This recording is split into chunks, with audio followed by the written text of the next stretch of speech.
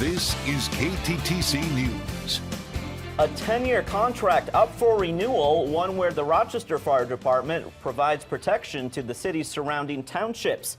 Those communities include Marion, Cascade, and a portion of Haverhill Townships. Thanks for being with us. I'm Brock Burgee. And I'm Caitlin Alexander. The current 10-year fire service agreement will expire at the end of 2025.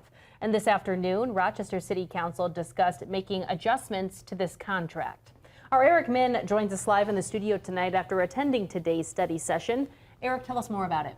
Brock, Caitlin, the fire service contract is an agreement that's been around since 2005. Contract changes discussed in today's study session include a year-by-year increase of fire service costs, cleaning up the new contract's language, and improving the coordination between the city, the fire department, and the townships. Let's take a listen to the city council's thoughts.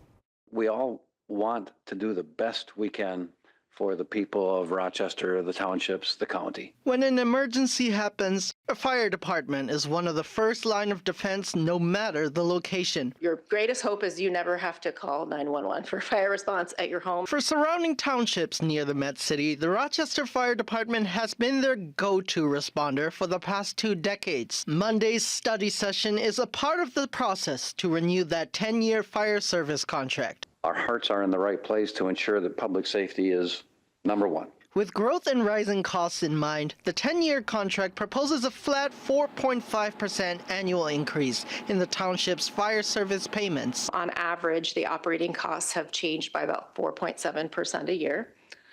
So that kind of correlates with that 4.5% conversation. As well, the contract prioritized coordination. Regular meetings with the township and the chief and city administration, and then those monthly reports. And I think that will help really have a two-way communication going forward. Although adjustments by the city and the townships may take place, one goal is consistent across the board. I do want our fire department to continue to cover these border areas that don't have that sort of fire service. I want the outcome of this to be is that we have an arrangement, and whether it be for 5 years or 10 years, and whether it's this percent or some other language, I want us to get to that point.